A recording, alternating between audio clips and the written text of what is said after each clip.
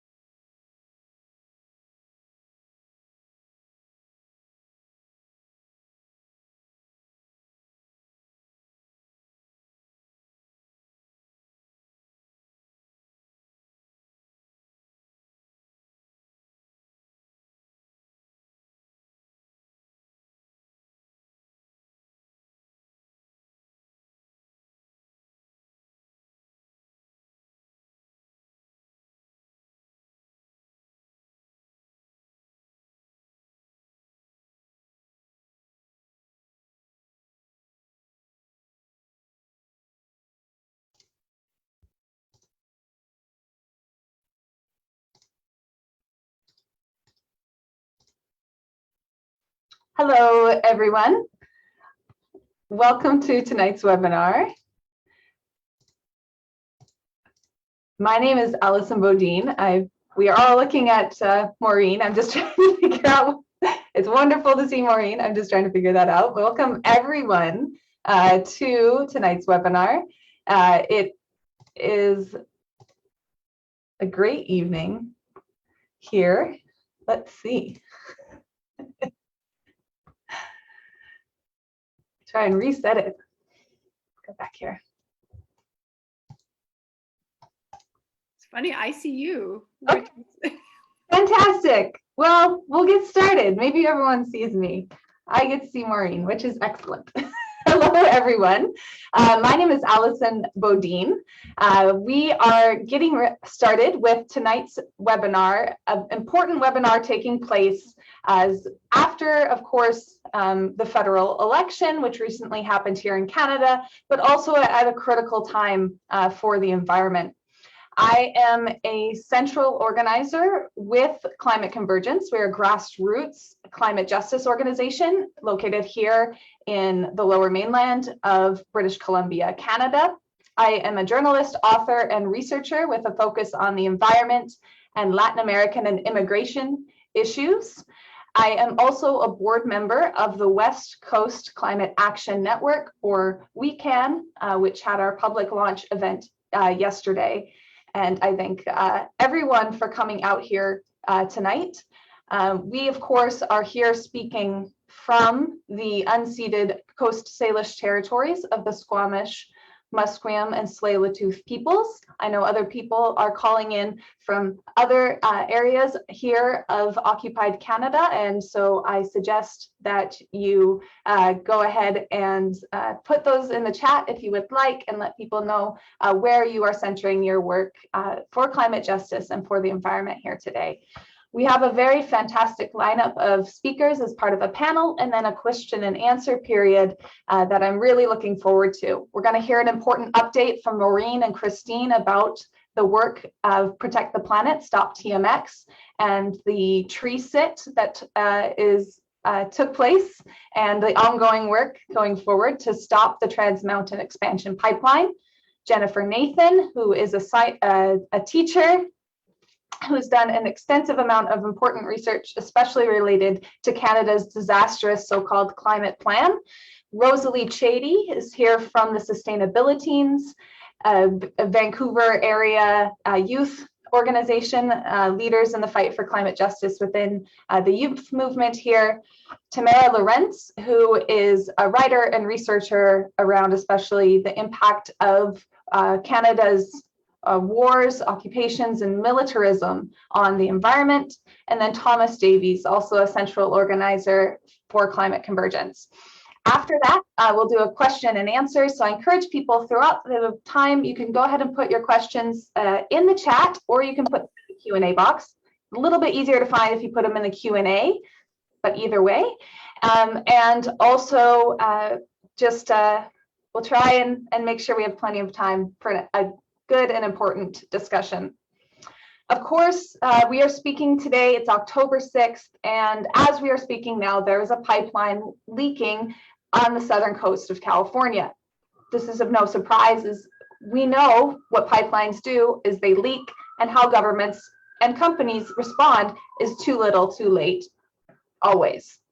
The pipeline leak today is at least 144,000 gallons of crude oil into the Pacific Ocean, likely came from a large 13-inch split in the pipeline, which is connecting some offshore drilling sites just off of Long Beach in California. And they're saying a 4,000-foot section of pipe that was pulled 105 feet to the side. So this is yet another climate disaster showing why we need immediate action and immediate change now when it comes to the relationship, our delicate balance with Mother Earth. During the federal election in Canada, it was very startling actually to see how major political parties were able to continue to ignore the climate crisis that is all around us. It would come up, but only as lip service, I would say, except from those few candidates who really made it the central issue that it needed to be, including Maureen, who's with us here today. Party platforms and debates really didn't give justice at all to the climate disaster and the immediate action required to restore our delicate balance with Mother Earth. But in that context, in the middle of the election, people were organizing all of the time. There were continuous tree sits here in the Vancouver area and other actions, including, of course, Fairy Creek, really all across Canada, people confronting resource extraction projects, demanding divestment from oil and gas corporations, from universities, and organizing in defense of the rights of Indigenous peoples and alongside Indigenous peoples here in Canada. The divide between the status quo environmental policies of the government of Canada and the people of Canada, I think is growing, and I think that we could see that during the federal election. So that's why we've invited people, Climate Convergence, to come together today to discuss building a climate justice movement, the mass movement that we need to come forward together to create this better, just, and sustainable world that we know is possible, and to continue to talk about what it means to demand that a better world is possible, system change, not climate change. So I'm really, like I said, looking forward to the presentations that everyone has so generously worked on preparing and devoted their time and their energy to coming together this evening and having a fruitful discussion that leads to our continued action in the streets together across the country. And so I encourage people to also please make sure you check the chat. There'll be lots of links and information and ways to get involved, which is the most important part of these online activities that we organize here in Vancouver and with Climate Convergence. So without further ado, I would like to invite up our first speakers who were informed not so long ago that they were the first speakers, and I know have already been involved in different organizing activities today. So thanks for going up first. I have here Maureen Curran and Christine Thuring. They are both leading organizers in Protect the Planet, Stop TMX, which successfully held over a year-long tree sit blocking the TMX pipeline construction in the Burnaby, New West, Coquitlam kind of area. Many people on the call, probably you've been there yourselves, but if not, they'll give us a picture of what happened and where we're going forward in the battle, in that aspect of the battle to stop the disastrous Trans Mountain pipeline expansion. Thank you.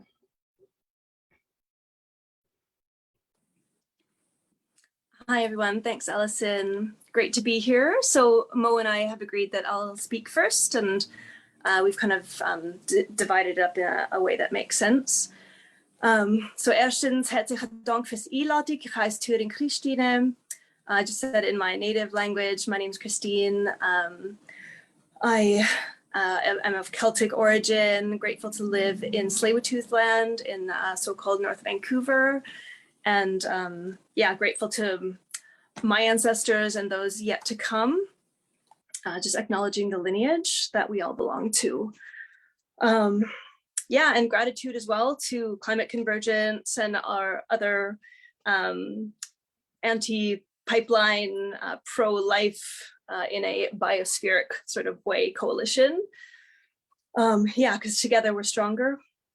So I'm just going to give a little update. It shouldn't be more than 5 minutes on basically what happened at the Lost Creek tree sit. So Allison mentioned, yeah, we had basically held this 1 kilometer stretch in segment 7 for over 400 days. So it started at the Holmes Creek camp in August 3rd, 2020. That was raided and destroyed in December of that year. And then the lovely hummingbird platform at Lost Creek, the next tributary down, was built December 16th, I think it was, and basically occupied 24/7 for almost 200 days. So that particular forest was cared for by a committed group of crazy volunteers, including myself and Mo and many others. And on September 7th of this year was basically the first day of the siege. And we had been waiting for this for quite a while. In fact, we've been waiting for it for about a year. And I will add that basically every day we thought would be our last, which kind of came into perspective as the siege progressed. So on September 7th, we woke up with an Amber Alert that basically there's blue fencing going up around Hummingbird and Blue Jay being our cottonwood tree sit that was built through Ninja Stealth in the winter as well, this last winter, or spring actually. But yeah, so over the course of 3 weeks, the siege progressed. So it was, if anyone that was watching it, you kind of know it was kind of like every day we felt was going to be the last one, and then somehow miraculously TMX would retreat. The construction of these 2 sky pods was a real act of defiance, very aggressive on our behalf, and I should say in particular to those very skilled people who built them and occupied them. But as we know, the petro state has big tools at their disposal as well as military might. So it was just a matter of time until basically the brush was cleared enough for the extraction team. Specifically, it was the RCMP's tactical unit, green men as we call them, got in and they were able to extract those sky pods. So big shouts out to Big Bird, who was the sky pod sitter who was arrested in a very dramatic fashion. And he actually occupied one of these, basically like a hammock for 7 days straight, which, yeah, I think you have to use your imagination, but I think it's pretty hardcore. So big ups to Big Bird for just kind of doing what felt right to him. So the siege progressed on September 24th. Our lead tree sitter, the infamous Timothy, he came down and he was arrested as well. There were some weird things that happened on that day. September 25th was basically game over. We had 2 tree sitters up there. The tank basically got close enough that the tactical unit moved right up there, and our 2 tree sitters, Tim Takaro and Peanut, basically came down without being arrested. And so we framed that as a tactical retreat. What this means is they've not been arrested, which means they're not going to be prohibited from the 500-meter injunction zone from entering that. And so we consider that a great success. We didn't really know how to communicate it at the time, and that's why it went pretty quiet. As well, I was kind of leading our great communication team, and I know we were all just exhausted. So we just kind of relaxed a little bit. But so in that time, there were 7 arrestees. So 3 individuals from the prayer circle, so Ruth, Jeanette, and Catherine were arrested just for basically blocking the tank, this tank tread tree cutting machine. Zane from Extinction Rebellion did a hard block, and he was also arrested. And as I say, Timothy Gavari was also arrested. I do want to celebrate the fact that many people were not arrested as well, and yet were significant in stopping work. So one amazing example was Raspberry, this wonderful woman of faith who was just like, no, this is against my religion. Like, destroying the planet is against my religion. And she got through the fence and sat on the ground and was just like over my dead body, basically. And you wouldn't believe it. Like the tank just retreated, and that was work for the day. So a lot of work, a lot of success went into just delaying. We don't know how to stop this thing. We're chucking marbles at this machine, and what we can do is delay it. So that's what we've been doing, and it's manifest in all these creative ways. So huge gratitude and respects for all those individuals. I just want to mention the court dates. So we've got a court date coming up on October 7th at 9 a.m. and that's Timothy, and that's going to be at the provincial courthouse on Main Street, 222 Main, courtroom 1AR, something like that. So if you want to support Timothy, there's that. And on November 5th at 10 a.m. is the court appearance for our prayer circle friends and for Big Bird. I believe they're all going in together. So that could be quite a good date for support as well. Yeah, and then the last thing I'm just going to end on is that, and Mo will elaborate on this too, but just, you know, yes, we're exhausted. We're also very inspired by what we've been able to accomplish at quite reduced human capacities, I'll add. But we do have some things simmering in the background. You know, I mentioned the marbles that we're chucking at the machine. So one of them is the legal. So you might remember that we do have a grant with West Coast Environmental Law. We've been exploring on how we can use species at risk legislation, as well as the more pertinent question of, can we place an injunction on Trans Mountain expansion projects, or Trans Mountain Canada for that matter? So that's happening in the background. We're also managing 3 small claims issues with Trans Mountain. And the last thing I'll just say is we're also, I think maybe a bit more savvy, but still kind of struggling with the media thing. We know that the media has been muzzled. We've you know, we know for a fact that the federal government gifted the Media Association 600 million in 2018, and then recently was it 87 million? Some stupid figure. 87.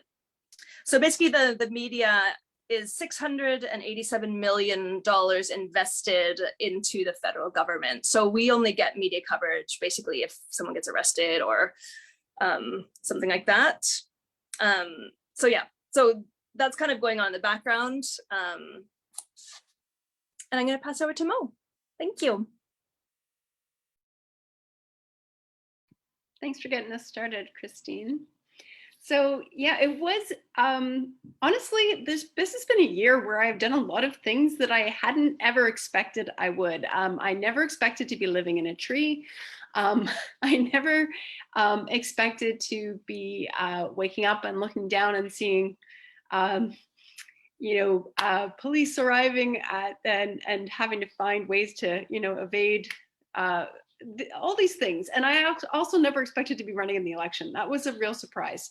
But I do think that it was incredibly eye-opening to be a part of the system and realize exactly how much that deck is stacked, how the questions, even when you are up there speaking, how much the questions get given to you with a 1-minute time to respond. And we all know that the issues that we're tackling are so much more important and so difficult to properly express in that amount of time. So developing the tactics to try and weave it into the conversation on a regular basis, to bring it up in other ways, knowing that this was such a topic that so many people wanted to speak, to know about. The times I did manage to get it going, I saw audience members, even people who came up and spoke to me afterwards and said, well, I'm not going to vote for you, but I really do believe in a lot of what you were saying. They're out there nodding. And yet we still have this problem that we can't motivate those people to actually vote on those beliefs. There's still a place in there that stops people from taking action on them. And I think we in our network here are also experiencing that. We know that what we were doing in the tree set had a ton of support from a lot of people, mostly moral support, but people would come and bring us tea and food and things like that. And it was really helpful. But most of all, we want to get back at it. We've already had one situation where we got knocked down and we came back. We'd like to keep going. We want to keep learning from our experiences, do it smarter, be more effective, keep clogging them up whatever way we can, and delaying things until that pressure builds. But that means a lot of coordination from groups like, Climate Convergence and all the other ones that are out there. Really appreciate being on events like this, because it does allow us to connect and see that how powerful we can be when we work together. But I know you're all experiencing the same thing too, right? Just like, where do we put the pressure? Where do we put our effort and our time to make it have maximum effect? We are going to be having a celebration on October 24th in the afternoon in our usual spot down at probably at Hume Park, but we'll have more details later. Follow us either on Facebook or Twitter. I threw up the information in order to celebrate our accomplishments, but also to celebrate our community, because it's the community that has gotten us this far, and we know it's the community that will continue to take us onwards in this fight. And we know so many of you have already been part of our community. We welcome you to be there to celebrate with us and to throw your hat in the ring in whatever way you can, whether it's online or in person. There's always a ton of work to be done. And honestly, a lot of us have, gotten tired and burnt out. It was very difficult emotionally to go through watching those tree sits being ripped apart. Those woods were small, but they were places I spent a lot of time and contemplative time connecting with the trees and connecting with the land.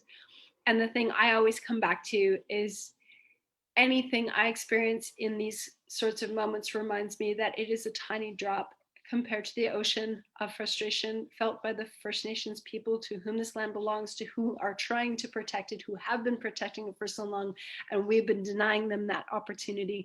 And I know all of us are here because we want to be good allies and we want to join them in that fight. So thank you for everything you have done. Stay tuned. It's not over. We are going to continue, and we need you as always.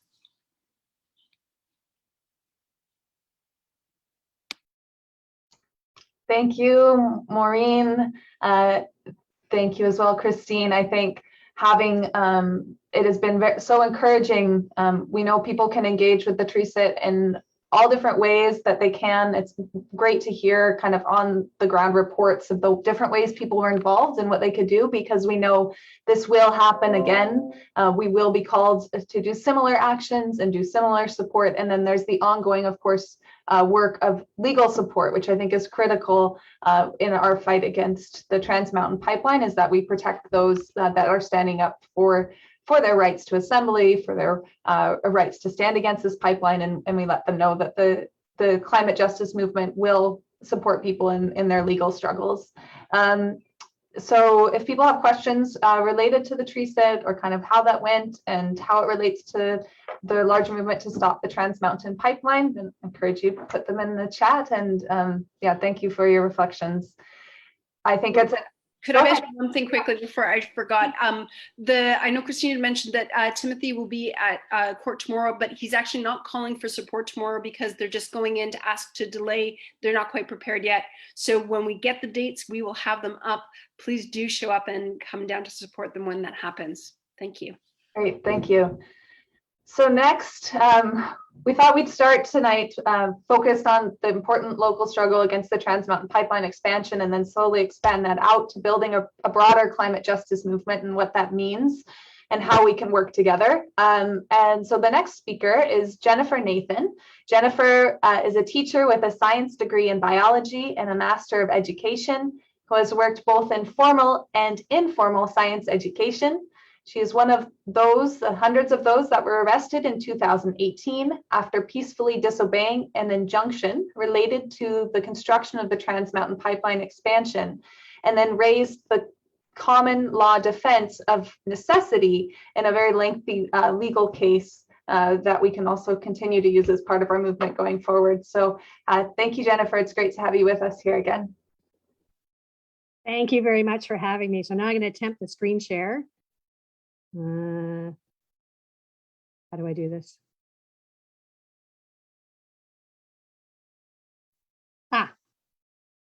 Okay, can everyone see that? We can. Awesome. Okay, so I'm going to be talking about ammunition for the post-election anti-TMX campaign. So again, I'm Jennifer. I'm on the unceded territory of the Kakite and other Coast Salish people. And I owe a huge debt of gratitude to all the First Nations who've done the heavy lifting on organized resistance to this pipeline. And I was a science teacher who, again, attempted that defense of climate necessity with former lawyer David Gooderham. So he was actually jailed for 3 weeks. So he had time to read all the energy regulator reports, government policies, research articles that seemed to come out at exactly that time. So we've just continued doing a deep dive into government policy around this pipeline. So what did we hear during the election? Well, you saw the new pledges for 40 to 45% reductions by 2030. It was endorsed by Mark Jacquard and Andrew Weaver. And if you went to any of the debates, you heard them mention that all across the country. We heard they passed the Net Zero Emissions Accountability Act, Bill C-12. We heard Wilkinson say, hey, there's no significant expansion from the oil sands, and we're going to cap emissions from the oil sand. Keep that in mind, emissions. He didn't say production, and he didn't say what significant meant. And this beautiful headline, Ottawa said it must maximize revenue from the Trans Mountain pipeline to fight climate change. And then we got this, well, we're going to support training of 1,000 new community-based firefighters to ensure we have the support we need in future fire seasons across the country. So are we all good? Do we need to be here? Well, I think Greta said it best. Blah, blah, blah. She described the failure of world leaders to take action. Words that sound great, but so far have not led to actions. Our hopes and ambitions drown in their empty promises. So again, Canada is a petro state. We are still planning expansion. So the National Energy Board is now the Canada Energy Regulator. They just had the report out in November, which is when David was in jail. So I got to send him this thing that predicted or says we're going to go from 4.9 million barrels a day of oil in this country in 2019 to 7.1 million barrels a day in 2045. So that's not a decrease at all. In fact, that's an enormous increase. And for the first time in November, all the justification for building this pipeline was based on this reference case about this massive increase. So for the first time in November, they said, well, you know, if the world acts just a little bit on climate, we're going to throw out this thing called an evolving scenario, that maybe we won't be able to increase, still increase, but maybe not increase as much. And in the report itself, it says, it's also clear that Canada's more ambitious goals, such as achieving net zero by 2050, will require a faster transition than we have witnessed historically, and faster than is shown in the evolving scenario. So they're still basing everything on the reference scenario. And if you just think about what this says, it says even if they do the evolving scenario, it won't meet Canada's climate targets. So we're the world's fourth largest producer in the world and the third largest exporter of oil in the world. So why are we building this pipeline? And if you look, this little dip is because of the pandemic dip in demand. I think we've already reached pre-pandemic levels. And the reference scenario would get us up monstrously increased production all the way to 2045 with just a leveling out and slight decrease to 2050. That evolving scenario, which they first mentioned, which is still far too high to meet our climate targets, increases, just levels off a little sooner, still has more production at 2050 than there would be now.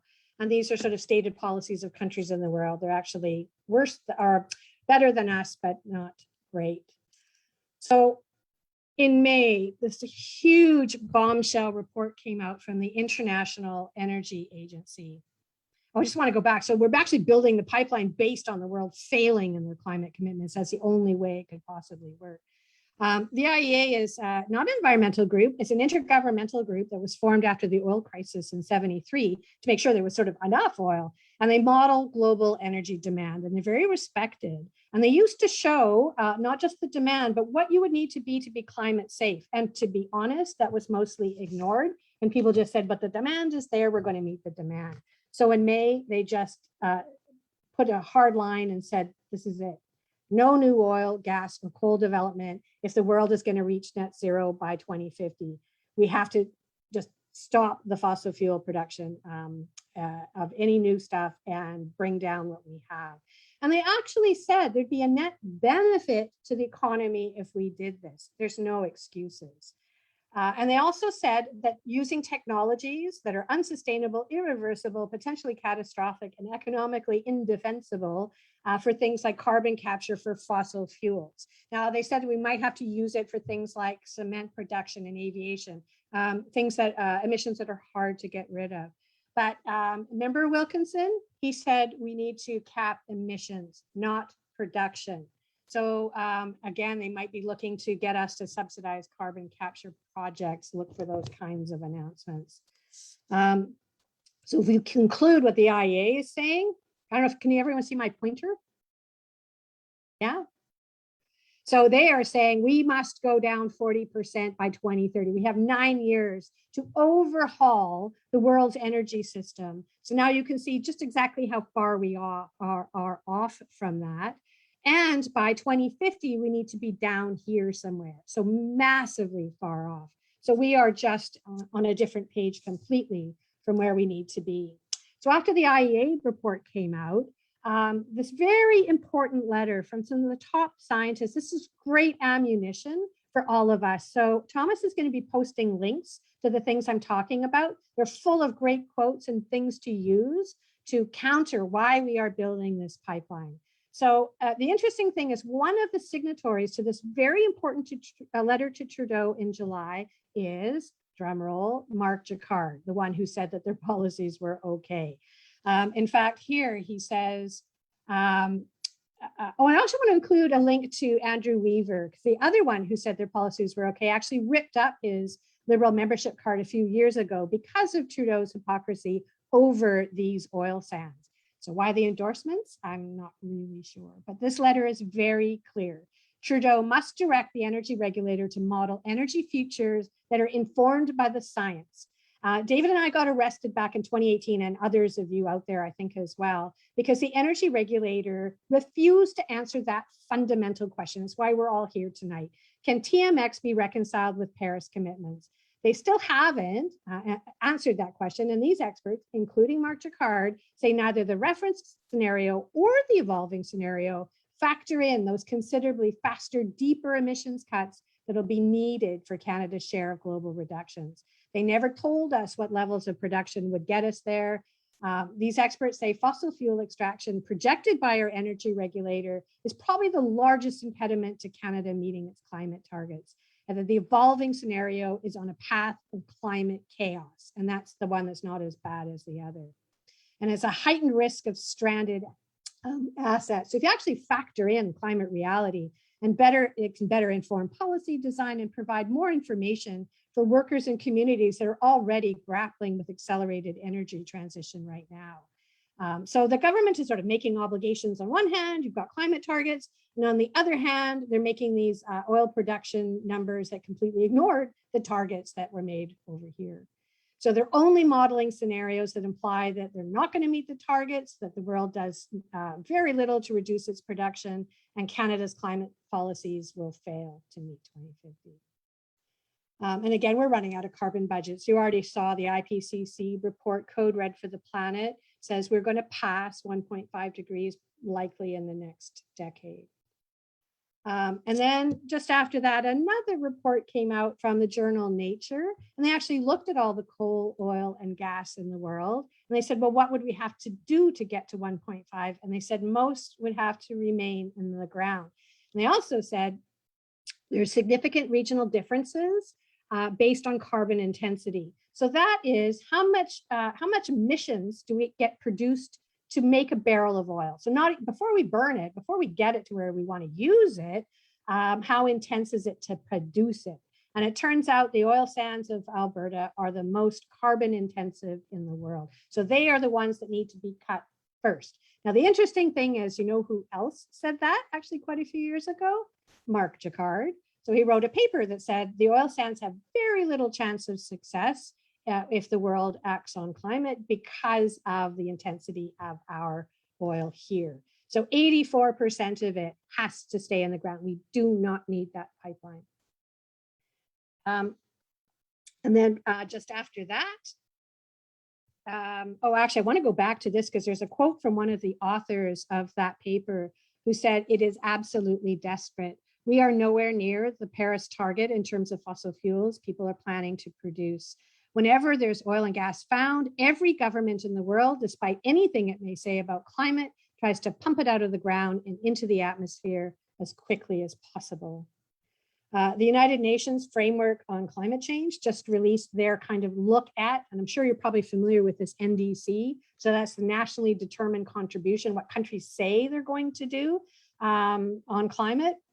And they took that into account. So in 2019, the world produced 52.4 gigatons of CO2. So UNFCCC looked at all the latest nationally determined contributions, assumed that they were all going to be fully implemented. And in 2030, they say we're going to get to 55.1. Let me go back again. 2019 was 52.4. All the countries do what they promise they're going to do. It'll go up to 55.1. That's a 16.3% increase when we need a 45% decrease. So delaying oil sands reductions until 2030 is disastrous. All Canada's pretending planning, our 70 billion for carbon capture, our increased production to 2045, our no further significant expansion, our pipeline will pay for the transition, all of that is a fantasy. And these are just headlines from the last few days, really, from a lot of the lobbyists that get their stuff in post media. This one looked hopeful. Trudeau's climate plan ignores the science, but actually he meant the science from Nordhaus, an economist, who said it's cheaper to burn at 3.5 degrees than it is to get off oil and gas. So these lobbyists that are all promoting economics over climate, really there's no feeling for human life or the natural world or the fragility or vulnerability of all forms of life or life in other parts of the world besides North America. It's a grossly conceited view of the capacity of technology to control the uncontrollable forces of the natural world when they're unleashed. These ways of thinking still have an iron grip on our political classes and sadly on most of our institutions. And I just want to show one of a constituent wrote to their member of parliament about TMX before the election. And they wrote back and said, well, I discussed this TMX issue with the minister, Wilkinson, and he said there's serious work being done to shift the use of petrochemicals to other uses. In other words, we can fill TMX, but we don't necessarily have to burn it. We can 3D print a house. It just takes a little imagination on what can be done with it. So I want to link to an article we wrote about what the politicians, MPs, Liberals were saying about TMX and their policies. You can kind of get a closer dig on that. But the only safe conclusion is that our politicians, with the exception of the few bloc that got elected, not just like Mo that we're running, are ensnared in a delusion or so profoundly ignorant and incompetent that they're unfit really to remain in public office. They're so indifferent and uncaring and untouched by the basic values of all forms of life that we're seeing a broken political culture. We've had this information for years and are still not dealing with the reality. Bill C-12, even though, and I should have mentioned back when we had all these promises before the election, you probably already know this, but the NDP were really not in it. So Singh did not commit to canceling the pipeline. He said the NDP had worked hard to improve Bill C-12. It does nothing to stop TMX or increase production from the oil sands. I've got a link we'll give you in the chat to what our analysis of that bill. This is coming out right now. This was animated. You see lovely maple leaves streaming down from the gas thing. This is the Alberta government paying several hundred, $240,000 for these ads in New York and Washington, that our Canadian oil is cleaner, closer, and committed to net zero. Well, it's not cleaner, maybe closer, but it's also not committed to net zero, just blown out of the water actually today. So I'll give you a link to this. They looked at, again, carbon intensity before you get the oil to where you're going to use it. How many emissions does it create to get it out of the ground? And the average of all these places they looked at around the world was about 25. kilograms of CO2 per barrel. Cold Lake, Alberta, the longest running production facility in Alberta is almost 82. Norway is 3.73. So, you know, it doesn't make sense. If we're going to obviously have to cut down our production of oil, Alberta's is really the first that needs to go. This does not count the 80% of emissions that are exported out of the country. We don't count them because they're burned outside. Almost all of that goes to the States, and it's really contributed. Absolute emissions have gone up 137% since 05. So it's contributed to our national increase in emissions more than anything else. You might have seen this. This also came out today. The International Monetary Fund said that countries around the world are subsidizing fossil fuels to the tune of about $11 million a minute. They say it's sobering reading, pointing to one of the major defects of the global economy. The IEA's net zero roadmap, it says that it takes 5 trillion by 2030 to put the world on a pathway to a climate safe world. It's maddening to realize, doesn't seem like that much to be honestly. It's maddening to realize that the much needed change could start happening now, if not for government's entanglement with fossil fuel industry and so many major economies. They've been a stumbling block, these subsidies, in G20 process for years. Now, all eyes are on leaders leading up to October, the conference coming up, where they're supposed to increase their targets. Now, there's a study coming out next Wednesday. An article was written about it today in the Globe and Mail. And it says that they got this Trache Energy Institute worked with Natural Resources Canada to look at that reality of the 40 to 45% by 2030. It actually says we're not going to get even to the 30% we had promised last year. We're only going to get 16% reductions by 2030. And if you look at the sectors, this is why. So they look at transportation and they said, you know, half of that is coming from trucks. That's going to be hard to reduce. Trucks as in goods transportation. From personal vehicles, even if there's a massive switch to electric vehicles, oil vehicles are going to be around. They don't die overnight, so they're going to be around for a very long time. We've already brought electricity down by getting rid of coal. These ones are hard to move.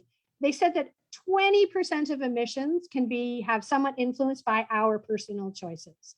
And they said almost all of it is going to the oil and gas production is going to bear the brunt of reductions before 2030.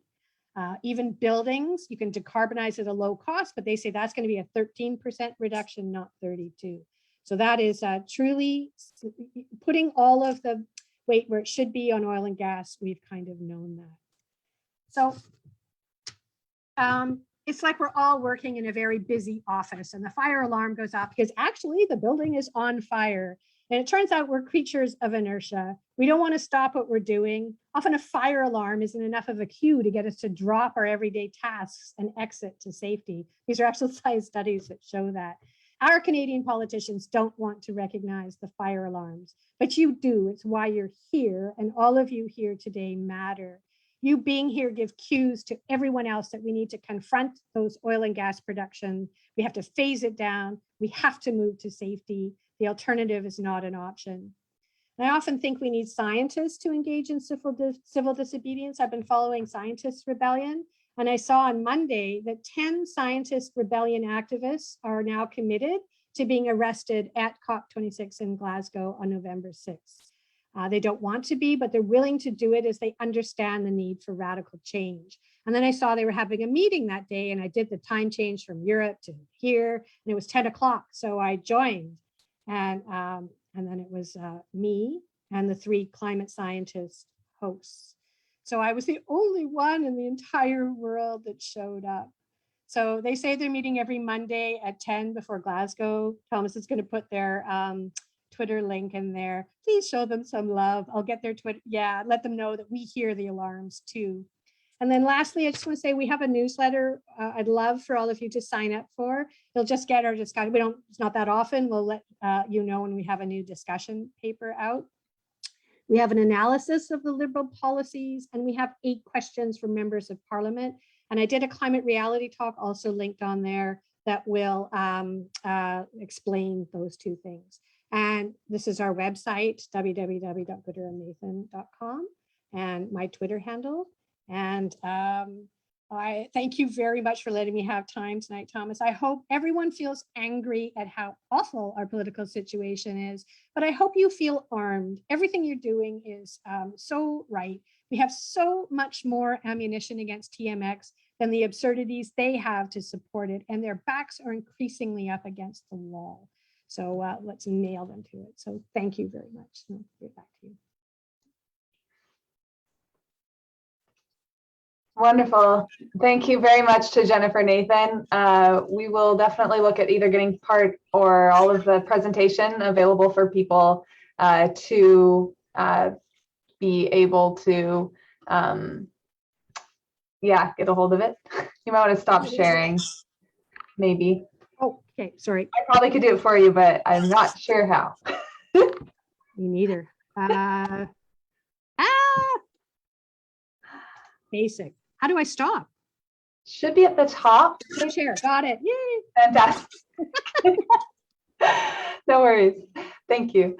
And so I think that's excellent points. I mean, part of what we're doing is definitely presenting information. This is an educational event. And then how do we take all of that into action and into reaching more people and saying, we need to get involved. Like, we have to do something with all of this devastating facts, all the lies we're being told, everything that says that the status quo and the government of Canada continues to support climate destruction, continues to fund climate destruction, no matter what they say. And I think we're going to have to be on high alert, especially during the COP26 in Glasgow, which is the United Nations conference on the climate. It's taking place in Glasgow, Scotland at the beginning of November. And Canada definitely goes with the idea, the government delegation, of saying we're leaders. But like you said, producing oil and extracting it from Canada, only the emissions from the extraction get counted towards Canada's emissions.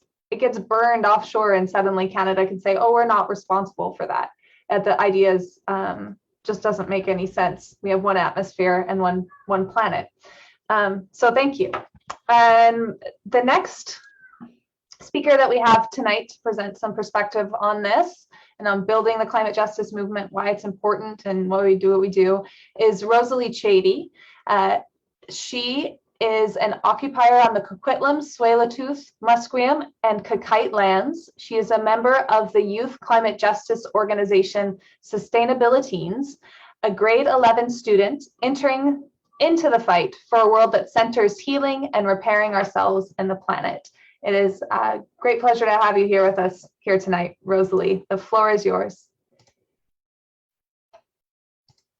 Hi there. So like you guys heard, I'm Rosalie, and if you haven't heard of Sustainabiliteens before, yeah, we're a youth organization based in so-called Metro Vancouver, led by high schoolers exclusively, advocating for climate justice. So I'm going to talk just a little bit about what that looks like and what we're working on right now. So as a youth movement, things definitely look a bit different. We're constantly changing because there's such a quick turnaround. You have a maximum of like 5 years involved in the movement.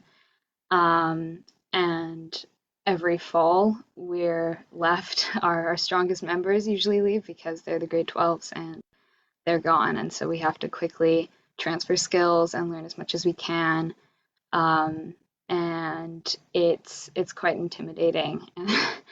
And we're so grateful for every bit of support we get from adult organizations and what we call our old folk, which are the graduated people. We have a real mishmash of people. We have people who are super politically involved, and we have students who are just super passionate about social justice or the climate, like nature. And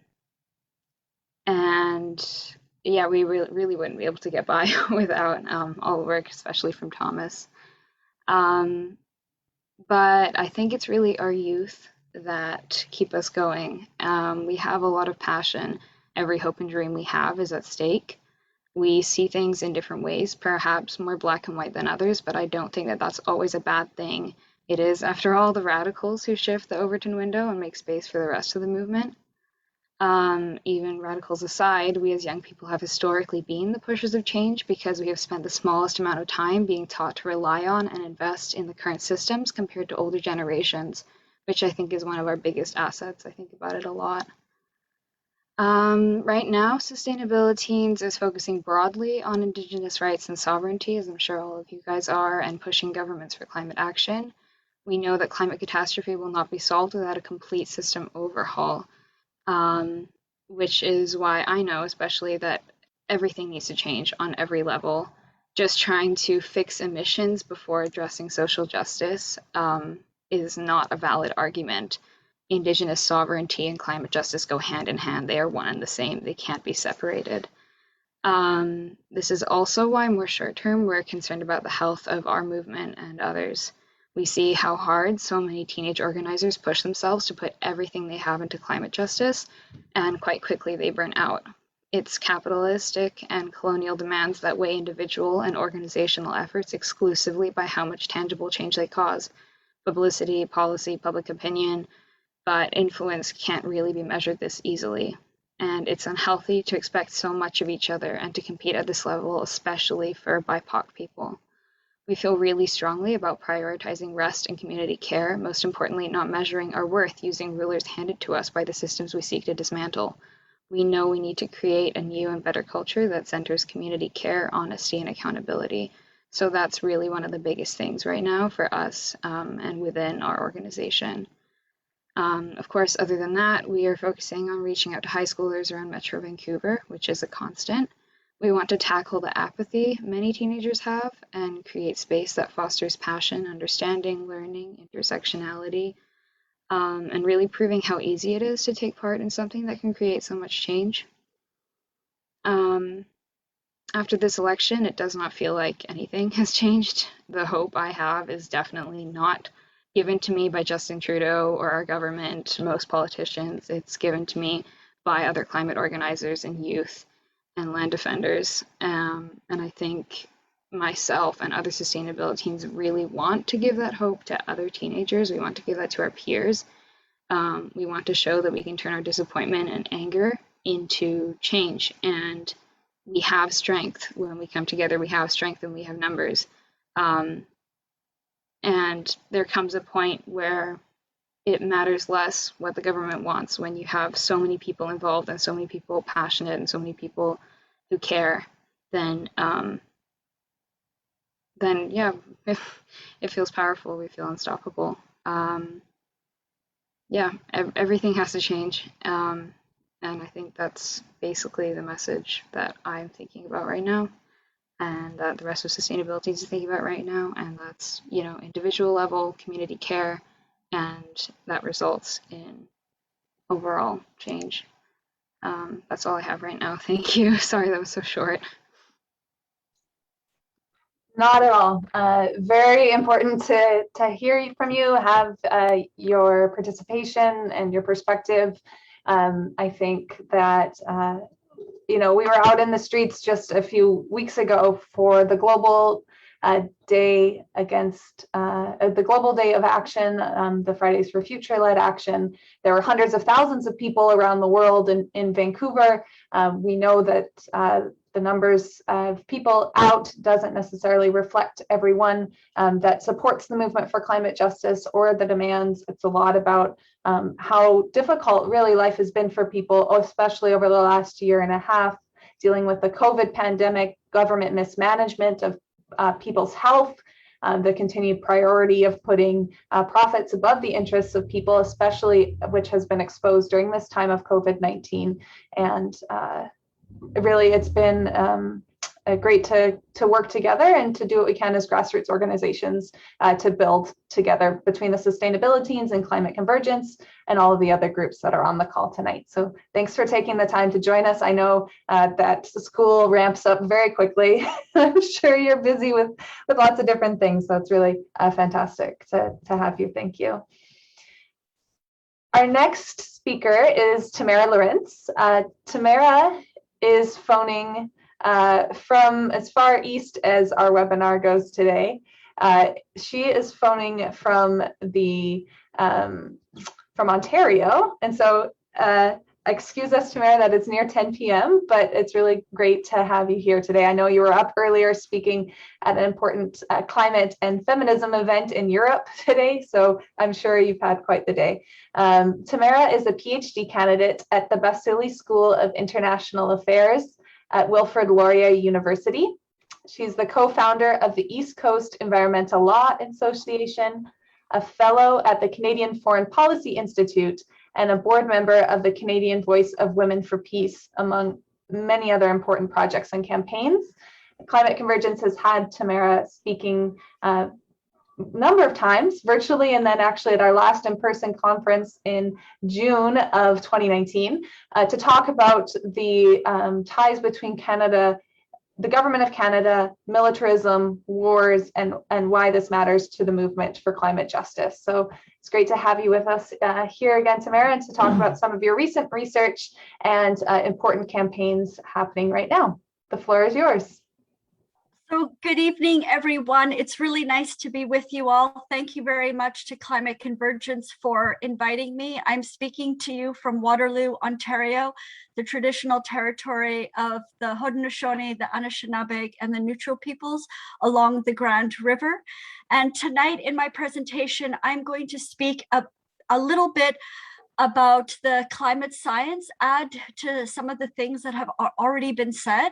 And I'm going to focus my attention on military emissions, military spending, and then I'm also going to talk to you about a really important campaign, and that's our No New Fighter Jets campaign. Please think about fighter jets being pipelines in the sky. And then I'm going to close with some upcoming events. So I'm going to share my slides with you. So I'm just going to get that on the screen right now.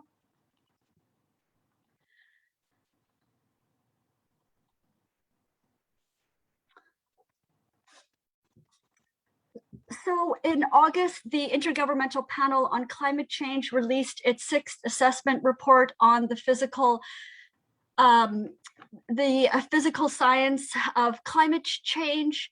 And in his remarks about the new IPCC report, the Secretary General of the United Nations, Antonio Guterres, called it a code red for humanity. And I just want to read part of the speech that he made. So he said, today's IPCC report, this is the one that came out in August, is a code red for humanity. The alarm bells are deafening and the evidence is irrefutable. Greenhouse gas emissions from fossil fuel burning and deforestation are choking our planet and putting billions of people at immediate risk. Global heating is affecting every region on Earth, with many of the changes becoming irreversible. The only way to prevent exceeding this threshold is by urgently stepping up our efforts and pursuing the most ambitious path. So the same month, Carbon Action Tracker looked at Canada's climate policies and emission reduction progress and found that Canada's overall rating is highly inefficient. So you can see Canada is not on track. This is something that the other speakers have talked about, but I just bring this source to your attention and then just share this information here with you from the Climate Tracker assessment of Canada's poor greenhouse gas emission reductions. They said Canada's been feeling the brunt of the climate impacts with deadly heat waves and devastating forest fires on its west coast, as you've been experiencing. Recent climate policy developments, while positive, are insufficient to address the climate crisis. And then they added, we estimate that Canada has missed its 2020 target, even with the pandemic drop. And of course, Canada hasn't met any of its climate targets to date.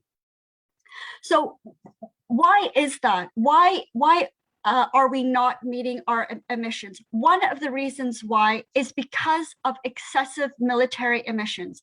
Now, among all federal agencies in this country, it's the Canadian military, it's the Department of National Defense, Canadian Armed Forces, that's the largest institutional consumer of petroleum products, the largest carbon emitter. Among all branches of the Canadian military, it's the Air Force that uses the most fossil fuel. They use a specialized fuel called JP-8 for their fighter jets. The way that the military uses fuel is 75% of the fuel use is for their operations, is moving their vehicles, and 25% is for stationary energy use, and that's just powering their buildings and their bases. Now, military vehicles like fighter jets, warships, light armored vehicles, they're notoriously energy inefficient. They have long life cycles. They're used, upwards of 3 decades, and they have locked-in energy platforms that cannot be modified to use renewable energy. So fighter jets right now cannot be run on solar panels, for instance. And the accounting for military emissions is not transparent. The Canadian government does not, fully and transparently disclose the consumption of fossil fuels by the military. And it's worse, military emissions are exempted from Canada's national reduction targets, and military emissions are also excluded in Canada's nationally determined contributions. So this is from an access to information request that I filed to just show you how the Canadian military uses the energy that it consumes. So most of it is for aviation, powering its fighter jets, and then you can see ship fuel for its warships, diesel fuel for its light armored vehicles, and then there's a little bit of electricity, and that's to power its buildings. In 2017, the Canadian military released its first departmental energy and environment strategy. And in that document, it said very explicitly on page 9 here, that given the unpredictable changes in operational tempo, the federal reduction target will not include emissions from military activities and from military vehicles. Now, some of you might have heard of a federal initiative that was started about the same year called a federal initiative, the Greening Government Initiative. And this is a graph that's presented on the front page, and it shows the red arrow is pointing at the Department of National Defense being the largest emitter of greenhouse gases compared to all other federal departments and agencies. But it is only showing it is showing its non-military fleet. These are the cars that the military uses to shuttle their generals around, and it's showing the power that's used by its buildings on its bases. It is not showing the emissions from its vehicles and operations. There is another slide, and if you do a little bit of digging, and I filed access to information requests, you will see this chart, and this shows that the Canadian military is using about 800 kilotons is emitting about 800 kilotons of carbon to power its vehicles and operations. But these are excluded under something called the National Safety and Security Policy. If you were to add that in, it would be a tremendous, it would be military emissions in Canada would account for about 90% of all the emissions that the federal government is emitting.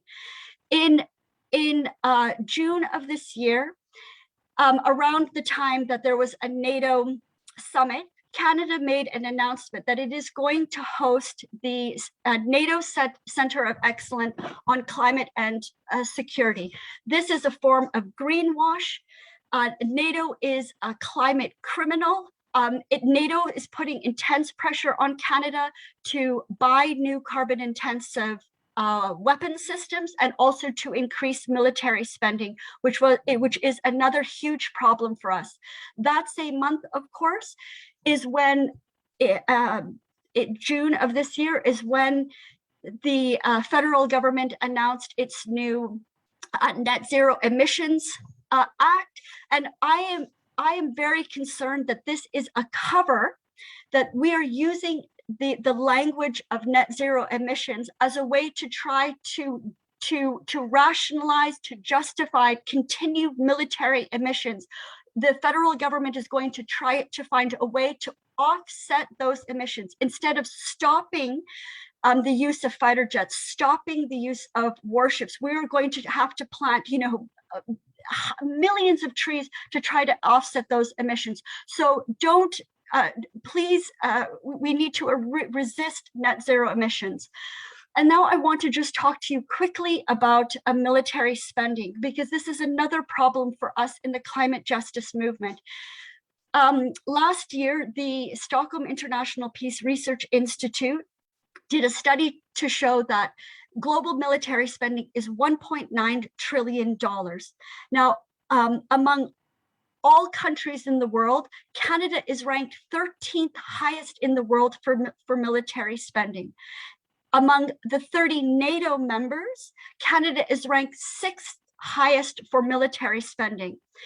And then think about the fact that Canada and other Western countries that are part of NATO have failed to meet their obligations to invest adequately in the UN Green Climate Fund. This is the fund that is so critical for developing countries. They need these resources to adapt to climate change.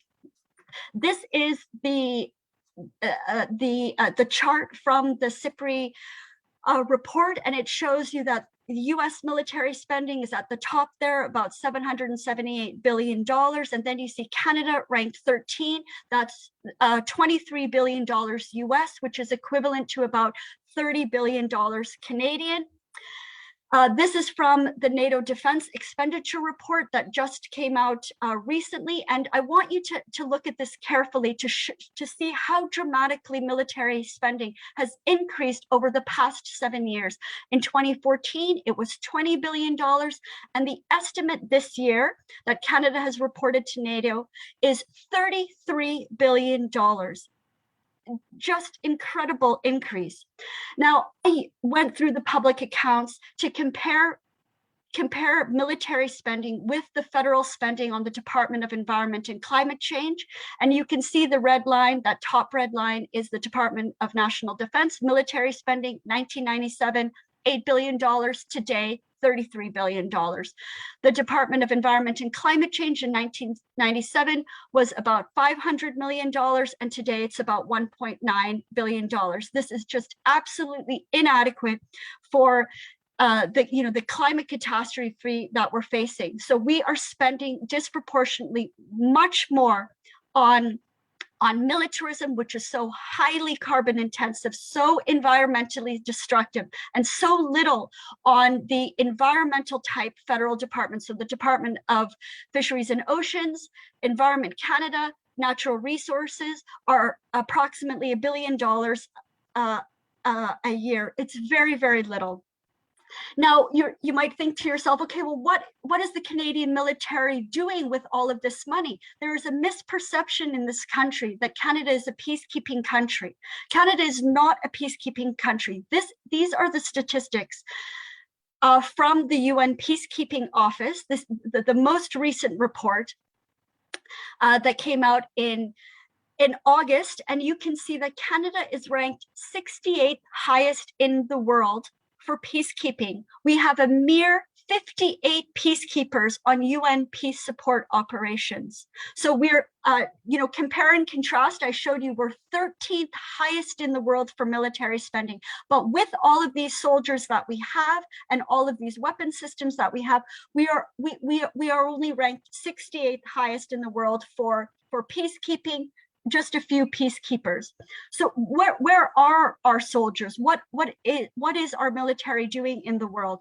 Well, just on one NATO operation right now, Canada has 540 Canadian soldiers in Latvia, right on Russia's borders, with tanks and with guns pointing at the Russians. Canada has more soldiers and fighter jets in Romania, flying up and down Russia's border with our CF-18s. We've got soldiers in the Ukraine and in Poland.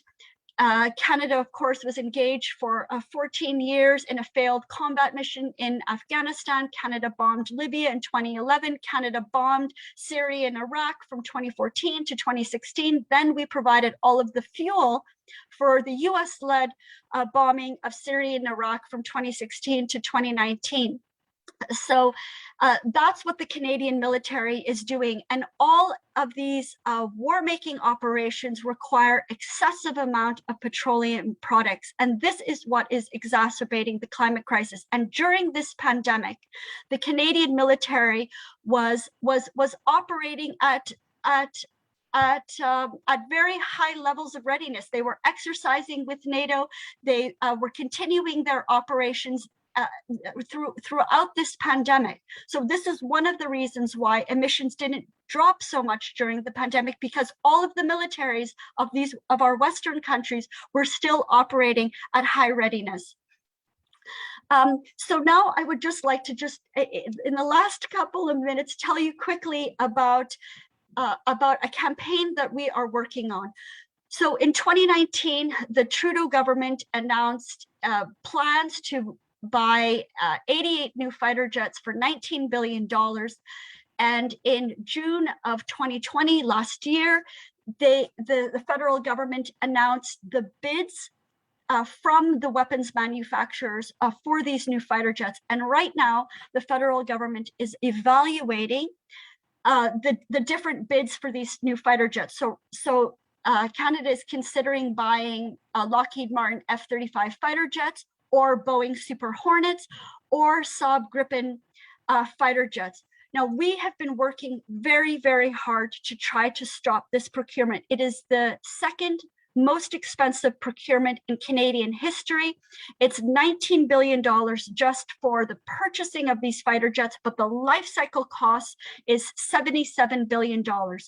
A fighter jet consumes 15,000 pounds of fuel in one flight, and any long-range flight of a fighter jet requires them to fly alongside aerial refuelers, Polaris refuelers. So think of these fighter jets and these aerial refuelers as pipelines in the sky, and fighter jets cannot stay on the ground. They need to be continuously flown to stay ready and to stay usable. They need to be flown regularly. So we organized a No Fighter Jets coalition. We're working with peace groups across the country. For the past year, we have done a number of actions. We've had 2 National Day of Actions where we stood outside of our members of Parliament's office with our signs, no new fighter jets, delivered letters. We've also done a fast against fighter jets in the spring. We've had a number of webinars to provide information. We've done some kind of creative actions. This is an ad that Lockheed Martin put outside of Parliament in Ottawa. You can see the F-35 seats 1 employs thousands, and we corrected this advertising and we circulated this all over social media. The F-35 kills thousands, and Lockheed Martin is a merchant of death.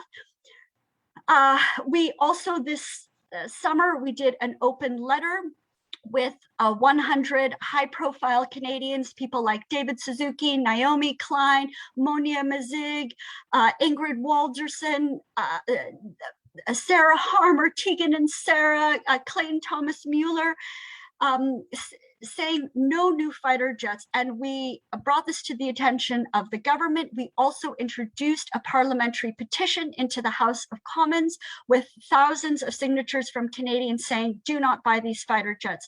We want investment in climate action, in healthcare, in education, in affordable housing, on dealing with the opioid crisis. These are the needs that Canada should be investing in, not buying new fighter jets that really just pad the pockets of American weapons manufacturers. We also protested outside the air show in Toronto at the beginning of September and passed out 1,000 leaflets. And this October, we are having a week of action, and we are hoping for your support. We are going to be doing rallies outside of our members of parliament's office between Friday, October 22nd and Sunday, October 24th. I am urging you to help us and participate. Please stand outside of your member of parliament office with a sign, "No new fighter jets," and please deliver a letter to say that you don't want these. And we have information on how you can get involved. We have all the resources to make this super easy for you. It's a really easy, quick action that you can do. Take a picture of your action, share it with us, and we'll help spread it around social media and put pressure on the government to stop this purchase. We're having a number of events that week. It's a week of action. We have an event on October 21st. The trauma of fighter jets, talking about Cold Lake and the implication of noise, the extreme noise that it causes, the fact that the federal government stole 3 million acres of land from the Cold Lake First Nation to create this Air Force base 70 years ago, and it's caused so much trauma for the people. And we also have a presentation by Eve Engler on the 24th about the Canadian military. I'm going to share on these webinars a little bit of my trip up to Cold Lake. That's me protesting outside the Air Force base. And I'm going to tell you a little bit more about what I learned going up to Cold Lake in August. I just want to quickly mention to what Jennifer said, the red arrow there shows you the Fort McMurray, the tar sands, the picture of the tar sands. Notice where the two pipelines go. One pipeline goes to Edmonton. There's the blue line there. It goes to Edmonton. The other one goes to Cold Lake. Cold Lake is Canada's largest, busiest Air Force base. It is predominantly a military base. So the other pipeline is fueling militarism. So please, think about how Canadian oil is really powering the Canadian militarism and also US militarism. And then finally, I just want to let you know that I'm going to be heading to Glasgow for COP26. It's my first time attending. It's for my research, but also for my activism. I'm very involved in the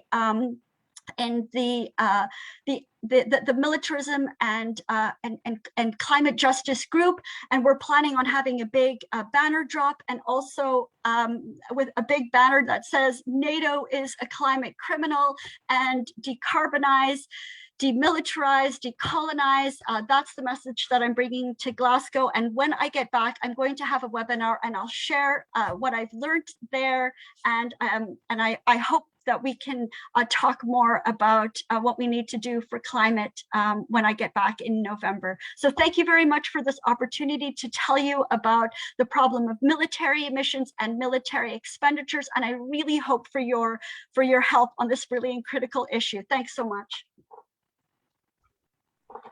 Thank you, Tamara, very much for all of the information.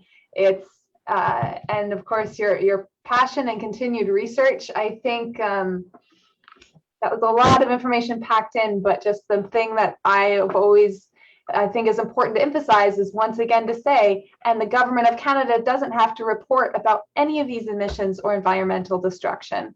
And also super important to recognize that it is one of the many ways that we know that Canada's commitment to continuing this environmental destruction, the government's pledges about clean drinking water for Indigenous nations, or any of the other numerous lives they've told about so-called truth and reconciliation.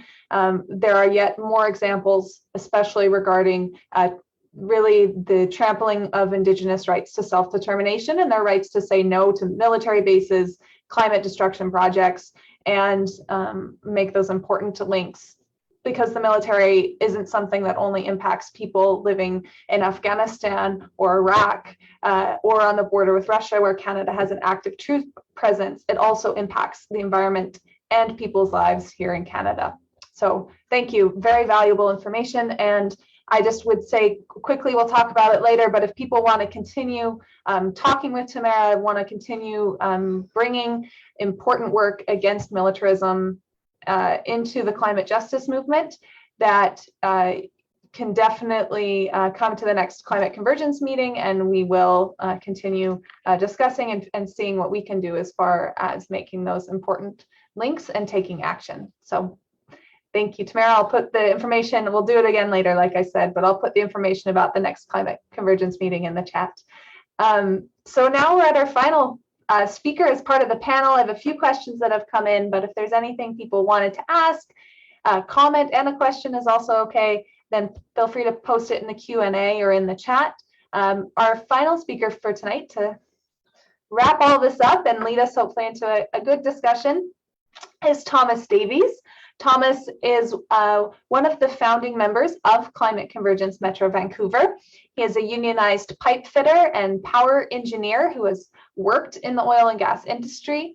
He is author also of this book, System Change, Not Climate Change, which I think many people probably have, but if you don't have it yet, I will also put a link where you can get it in the chat. It's from Battle of Ideas Press and was published in 2019. And that's my introduction. And go ahead, Thomas, the floor is yours.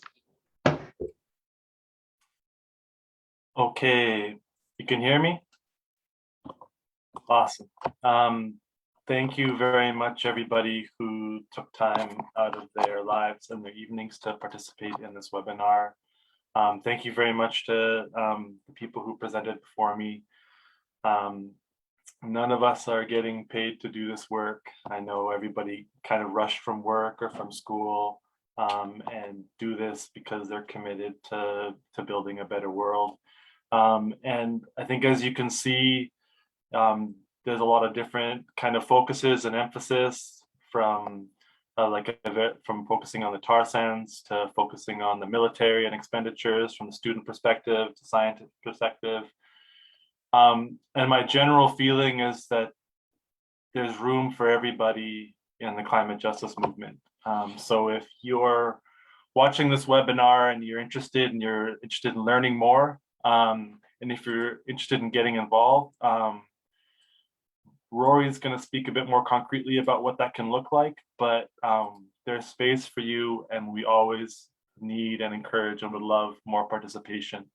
And I'm sure any of the speakers tonight would be more than happy to talk about what they do and how you could get involved in their important work. I think we decided to hold the webinar about the election after the election to see, kind of do a post-mortem on what had happened. And it almost became a little bit, it almost seemed a bit silly to be talking about the election because so little was changed or accomplished in calling it. But I think discussing that in and of itself is actually really important and what the reasons are.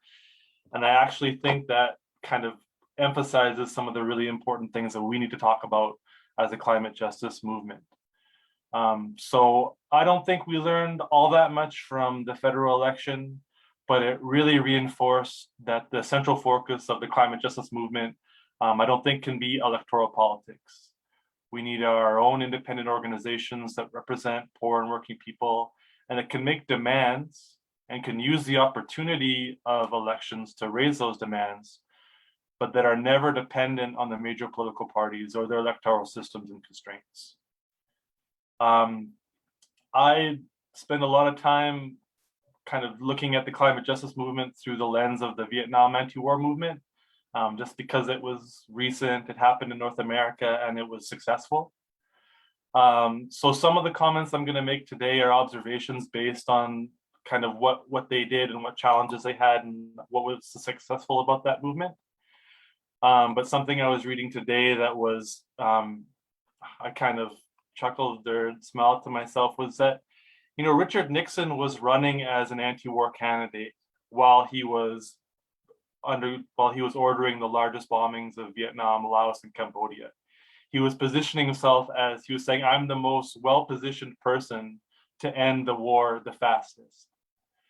And thinking right now to what Justin Trudeau is saying about how the Liberals' plan is actually they're the most well-positioned and they're going to be the most effective, they're the most sincere somehow.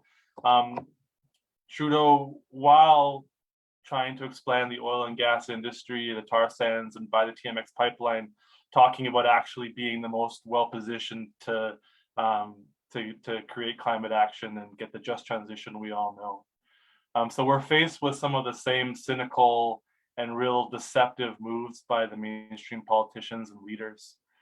One thing that I also always strikes me is that the Vietnam anti-war movement and the struggle to end the war in Vietnam was a long-term fight. The first US soldier that was killed in Vietnam, I think, was in 1959, and the last was in 1975. And it took many years before there was even anything resembling a major mobilization in the United States.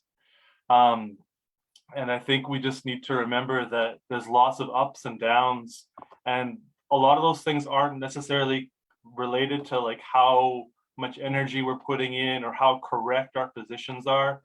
They're based on bigger objective factors that are often outside of our control. And it's important that we take responsibility for what we're putting forward and how we're responding to these things and how we're relating to the people that we're organizing with and trying to organize with. But that we don't become discouraged because the entire world isn't doing exactly what we think it should be doing, even though we're working so hard. But we still need to do that work, and we still need to do that mobilizing. And we can be putting forward really correct and important demands and learning from them and doing important work. But that doesn't necessarily mean that there's going to be millions of people on the streets responding. And I think that was really hit home with me, thinking about the fact that the Vietnam anti-war movement didn't face a global pandemic that severely limited human contact, that made it almost irresponsible in most cases to organize mass mobilizations for a long time. They're really disconnected people, and that we needed to be disconnected for safety reasons. Everything we're doing is kind of strained. Even kind of this webinar, trying to talk to each other, I think we've normalized it, but this is really weird. Like we're all speaking to each other in different rooms, in different places. It's hard to read your body language. It's hard to know how people are responding. You can't see me that well. I can't see you. All of these like regular human cues that we really rely on and that are part of movement building, like we've been cut off from them in even the most simplest ways. We found ways to make it work, but this is really unprecedented. And so I understand even coming into maybe the second year of really unprecedented conditions, it's really challenging and it can be like demoralizing or overwhelming. But I think understanding that we're really kind of going through something new and going something super challenging and giving ourselves that understanding helps us to alleviate that demoralization, helps us to understand that we're doing the best with what we can. And we as a climate justice movement are making really safe decisions. And we have been kind of limiting some of the things that are really important to us, the mass mobilizations that are so vital and decisive in representing our movements and creating and demanding change. Meanwhile, the Canadian government, the US government, the oil corporations are trying to take advantage of that to push forward with projects like the TMX pipeline. So the struggle has its ups and its downs, but we need to be committed regardless. And if you have a chance, Martin Luther King Jr. has a speech called, I think, A Time to Break the Silence. And it was the first speech that he made against the Vietnam War. And he was under huge pressure not to say anything. People were telling him that he was going to alienate himself to people that he needed to connect with in powerful places to be able to make changes, and that he should just shut up about the Vietnam War. But he made a really powerful speech, and it's on YouTube. You can watch it if you have an hour. And he said something that I think really resonated with what we're facing today. He said, even when pressed by the demands of inner truth, we do not easily assume the tasks of opposing our government's policy, especially in times of war. Nor does the human spirit move without great difficulty against all the apathy of conformist thought within one's own bosom and in the surrounding world. Moreover, when the issues at hand seem as perplexed as they often do in the case of this dreadful conflict, we are always on the verge of being mesmerized by uncertainty, but we must move on. So we live in a world of uncertainty, and like he's saying, we can't become mesmerized to it to the point where we don't do our best and we don't work as hard as we can to build the better one that we know is possible. I also like referring to the Vietnam anti-war movement because all of the discussions that we are currently having about slogans, about tactics, they were having the entire time, and a lot of them in the same ways. But I think it's important to remember that not one tactic and not one slogan will save or define the climate justice movement. I think the truth is our biggest strength has always been in mass actions. So no matter what we're doing, we're always going to need to find avenues for people to get involved because we're not at a mass stage yet. And that is frustrating for so many of us because we're at a place in the world where we require mass drastic action, but we are not yet organizationally or as a movement capable of organizing that in a consistent and effective way. And like I said, that isn't necessarily because we haven't been doing the important work, putting out actions, giving people some opportunities, having correct slogans.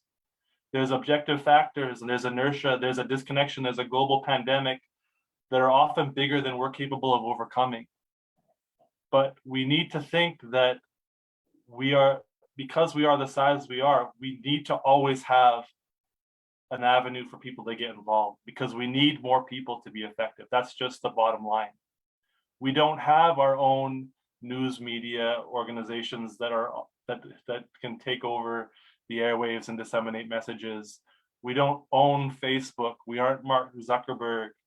We aren't any of the other billionaires who can get their disinformation out so easily. Our strength is in our numbers, and we need to bring those numbers in. And when we're talking about our actions, I think an action is always going to be more successful and more meaningful when it's tied and reinforced to a campaign. And when those campaigns are reinforced by organizations, and those organizations build trust with people outside of the organizations and with the communities around them, and they build capacity within the people that are involved in them. So even when you're not affecting exactly the change that you want to be making, you can still be building trust, and you can still be building capacity, and you can still be building education. So I'm getting close to kind of what my conclusions are. And I just want to say that that's why I think times like this, which aren't necessarily with talking about things and webinars that aren't always on the streets, are really important. We need spaces like this to talk about politics, to talk about tactics, to talk about slogans, and to push forward our political understanding of what's happening. Because the better we understand the world that we live in, the forces that are at play, I think the less likely it is that we'll become demoralized or overwhelmed, and the more likely it is that we'll be able to come up with effective strategies to confront them together. I think the biggest challenge that we have is that we can't solve the climate crisis without confronting capitalism. And as Allison said, have a book about that. If you're interested to go in a bit further, I don't think we'll go completely in there, but I really think it's impossible to explain the absurdity of the precarity that we live in without going deep into that question. They were able to end the Vietnam War without overthrowing capitalism. And I think in part, a big reason why the United States pulled out of Vietnam was because their rule was jeopardized, and they were worried about further radicalization in the United States and abroad. So to save capitalism, in part, I think that's why they ended the war. There isn't that option with the climate crisis. So that means we are going to confront some huge powers. But that biggest challenge, I think, also is our biggest opportunity, because it makes us instant allies with all poor, working, and oppressed people in Canada and around the world. And in times of this, where we are often physically disconnected, that feeling of solidarity, that feeling of commonality, that understanding that we have a whole world to win, and that the vast majority of people can be on our side and are on our side, is something that I think can really sustain the climate justice movement as it confronts these huge forces. So concretely, I think we need to continue to organize space like this to discuss politics more deeply, but they need to be connected to the struggle. We can't just be a talking organization. We can't just be the smartest people in the room, but never have an answer for what to do next. But we need spaces like this to push forward our understanding, and we can't be nervous to explore things. And I think that that's why Climate Convergence has prioritized having these webinars, and will continue to do it. I think focusing on a larger demand of confront the climate emergency is real and effective. The West Coast Climate Action Network has about 200 groups that have already joined, based on a common agreement on the climate crisis is an emergency, we need to act on it. And I think that's a good way to start, because if you're talking about confronting a climate crisis, you're adding urgency to the discussion, and that is really what we need. But I think our strongest weapon often is really concrete and local demands. In the case of Vancouver and British Columbia, the campaigns to stop the TMX pipeline, to stop the CGL pipeline, to cancel the Site C dam, these are where we make it real. This is where we can see who actually means what they're saying, because it's one thing for Trudeau to call himself a climate champion and to say climate action now, but when it comes down to a concrete issue of buying a tar sands pipeline with billions of taxpayer dollars and continuing to try and ram it through Alberta and British Columbia, then you see who is who and what's what. But we're also able to unite with really diverse groups of people on concrete tasks. The climate crisis affects so many different types of people from so many different areas and so many different backgrounds that it's impossible to immediately come to understanding or agreement on an entire vision for how we're working together and what the new world is, all these different demands based on everything. But these concrete campaigns about stopping the TMX pipeline, we can really unite this broad section of people and really press for mass action and really try and make what we're doing really effective. And I think we always need to have an eye when we're doing this education, this organization, and this mass mobilization, which is so important and that we're still trying to find safe ways to do, is that we do this with the mind of creating independent, vibrant, diverse, inclusive, and committed organizations that represent our interests as poor and working people. And I think understanding that what we're doing and that we're building organizations and we're building capacity and building trust really sustains movements as we're trying to build and as we're waiting for opportunities and situations to unfold. And they will unfold, because the climate crisis is not going anywhere. It's just going to get worse. So our opportunities will become more and greater. And we need to have these organizations prepared and ready to go. And that's what we're building right now. Jose Marti, who is a great fighter for Cuban independence and a poet, he wrote at the end, I think it was in 1898, he wrote a piece called Our America. And he wrote something that really resonates with me. He said, "We can no longer be a people of leaves, living in the air, our foliage heavy with blooms and crackling or humming at the whim of the sun's caress, or buffeted and tossed by the storms. The trees must form ranks to keep the giant with 7-league boots from passing.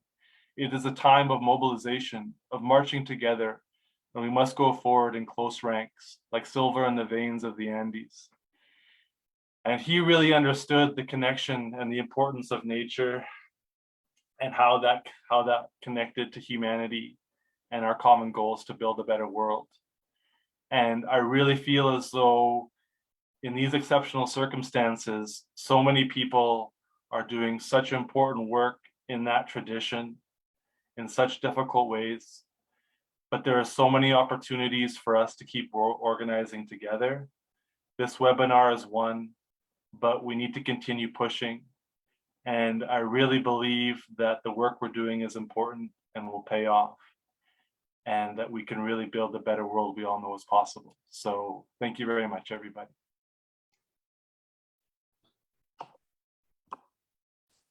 Thank you, Thomas, for your analysis, your ideas, your perspective, to definitely wrap up all the important things we've heard tonight and put it in some perspective, and also a perspective of the peoples whose shoulders we stand. We're, as climate justice activists, as people who believe in a better and just world, we do stand on the shoulders of so many great fighters before us, and should remember always their contributions and what we can build together based on examples and their examples. We have just a few really short announcements, and then we'll do some questions. I think we'll probably wrap up, just so people know, around 8 o'clock our time. So just about 15 minutes. I've gotten just kind of a handful of questions I think would be good and would contribute to our discussion here tonight. But I'm really in awe by all of the speakers and everything all together. I think this has been an awesome group and educational event so far. While I get together, just a few short announcements. I wanted to invite up Rory Satya, who is an organizer with Climate Convergence and involved in many other important struggles, and is someone that wanted to invite today just to talk a bit about getting involved and the importance of joining the climate justice movement, which is that step that we all need to take. Hi. I don't know how well people can hear me. I'm just using my laptop. We're good? Yeah, you're great. Okay, great. So yes, as Alison mentioned, I am a member of Climate Convergence. I am a settler here in the unceded Coast Salish territories of the Musqueam, Squamish, and Tsleil-Waututh, and I am so grateful to be living here on this incredible land. And I just wanted to take a moment to reach out to anyone who may be new to getting involved in climate justice, anyone that showed up today who's maybe curious or interested, or even people who are perhaps watching this as a recorded video on the Facebook page. I am not an expert by any means. I was just a person, I'm a student who was very concerned about what my future would look like, what the future looks like for all the people I see around me in many different capacities. And I felt a lot of fear and concern about the future of this planet. I have seen how for generations, our Indigenous communities have been fighting hard against these capitalist and damaging practices. And I wanted to get involved. But since I wasn't an expert, I'm not a scientist, I just felt nervous and apprehensive about where I fit in and what I can do. And so if you're feeling that way, if you are passionate about this and you want to see change, but perhaps you're feeling uncertain, I just want to reiterate that there is space for everyone and we need everyone's voice. Every person is valuable, and there are so many different ways that we can show up to this movement. A bunch of guest speakers who are just like, thank you so much for all the work that you do. Thank you for showing up today and sharing all your valuable knowledge with us. They have mentioned some of the different ways you can get involved with the different aspects that they're specifically involved with. We'll also be posting links to that. And if any of the guest speakers want to post in the chat links to ways that people can get involved with them, that would be great as well. But yeah, there is so many ways to get involved. There is direct action, which maybe some people don't feel as comfortable with. That's super important and powerful work. We also have organizing of events and rallies, which help create a sense of community and help inspire people and educate others, and maybe people who are new to learning about all of this. We can also be involved by hosting educational forums. There's just so many different ways, there's so many different areas. And like Thomas was mentioning, this is going to take a holistic approach to tackling this climate issues.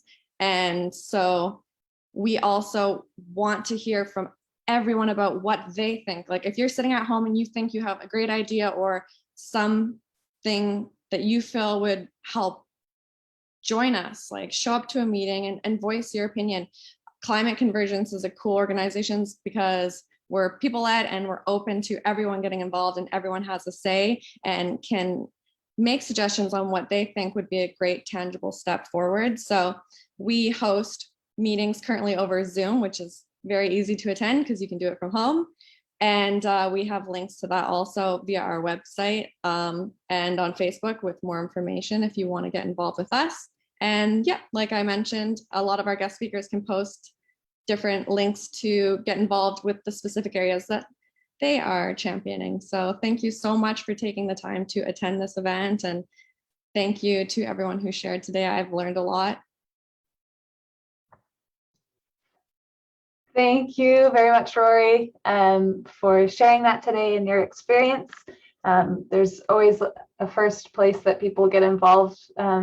For me, it really made a big difference going up to the action at Burnaby Mountain. We have to remember that the Trans Mountain Pipeline construction fight is over 10 years old now. And so I'm talking about going up in the mountain before they were doing the core samples, and there was the protest, the continuous protest in the winter on the, all the way up on the mountain. I think that activated a lot of us. And so there's always something that will bring people out and really be that trigger for what's next. How do I take action, and how can I get involved with an organization? Because we have to be able to put our voices together in order to be effective. So just two kind of questions for our panelists to think about. The first one started as the science is telling us that we are fast approaching a point of no return, and the UN Secretary General describes us as, quote, on the edge of the abyss. Clearly, we have little time to radically turn this crisis. What do you see as the keys to rapidly accelerate the widespread transformation? Any volunteers to go first? It's a pretty broad question. I don't imagine we can address it all the way tonight, but if there are any initial reactions, I think it's one we might get a lot, kind of, well, like, what's the most important thing to be doing right now, you know? Christine, yeah. Yeah, what a great question. Two things. One is, if anyone has not read Ministry for the Future, read that. It's an amazing sci-fi book set in the very near future, and it kind of lays out what we should probably be doing. There's obviously so many strands, but I think if we just get the subsidies out of place, that will just kind of rectify our economic system. And I'm so glad Tamara spoke about the military spending, because that's just abhorrent. That's all I got to say. Thanks.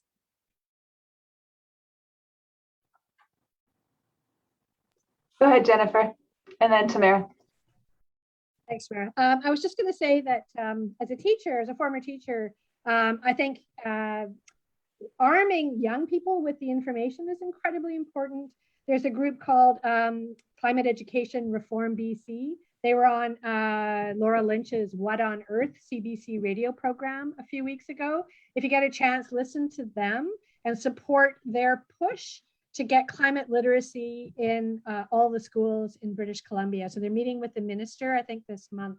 And it's incredibly important. I actually went to a Fridays for Future event a week or two ago, and there was a young student that got up there and said, she asked about clubs to the club to teacher at the school about a club for Fridays for Future. And the teacher said, oh, climate's not really a thing. So, you know, we need to push for educating all of us on what the science is and how. And one of the questions that Laura Lynch asked the students was, what if this doesn't happen? And there was this sort of dreadful pause, and they said, our last best chance for change is now. And so we need to arm them with what that information is. My little plug for them.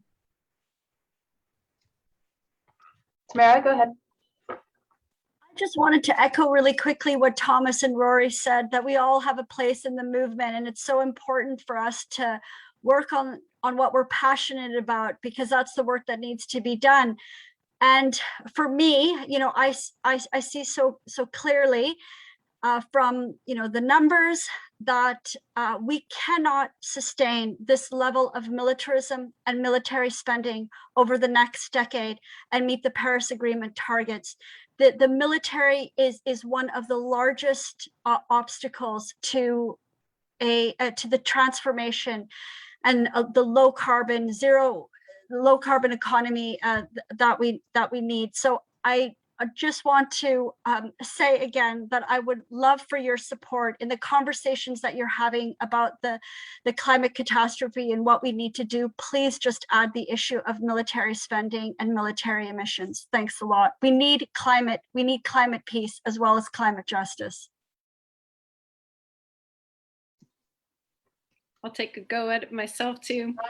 One of the things that Jennifer and I have gotten involved in doing recently is a more holistic, overarching push to work on the fossil fuel non-proliferation treaty, which has embedded within it an idea that we need to have a system, obviously, of peaceful and just transition that happens on a global scale, that transcends politics, that transcends parties, that transcends nations, and looks to us for that human solution. The problem right now is that almost all the global work is done at these fancy conferences where it's a lot of politicking and pandering to the media circus and not really about getting real work done. We need to move things to a different level and push the people who are involved to see I think the direness of all of this. And that's why we've been working on getting a fossil fuel non-proliferation treaty, not just passed locally in our municipalities, but using that as a lever to get it moving into the upper echelons, into the provincial and the federal levels.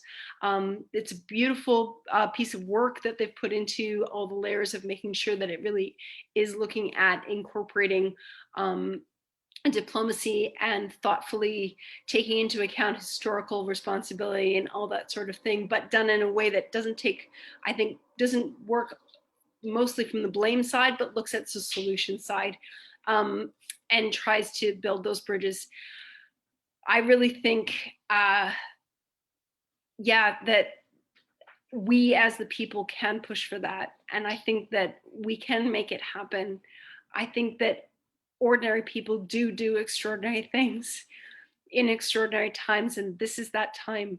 You have to look within yourself and say, the thing that you thought you couldn't do, I think you can. I know you can.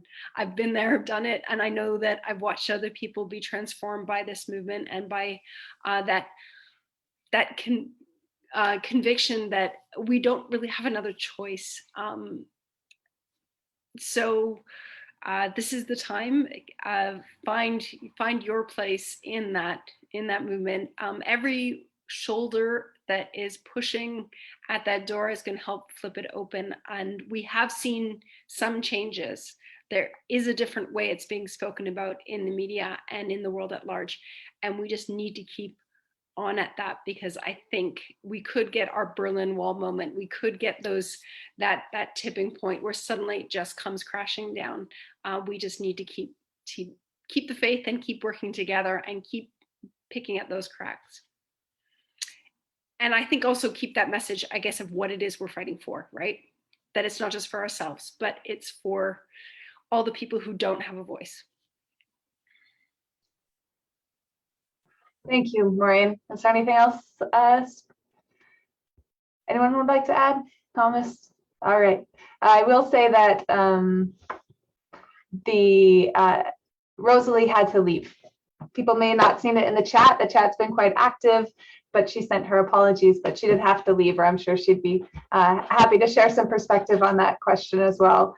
For me, I think that Thomas said it in his talk as well, that we can't pick that sparking moment, and we can't also just make it happen by throwing a bunch of information at people. And that's where organizations like Climate Convergence and Protect the Planet, Stop TMX, and our working together are important, because we have to be there consistently building and trying out different things, really experimenting with different events and with different kinds of actions and with different ways of talking to people, but really constantly keeping that pressure up and uniting our voices, coming together on actions to show that this movement is something that you can get involved with. There's space for you, and you should get involved.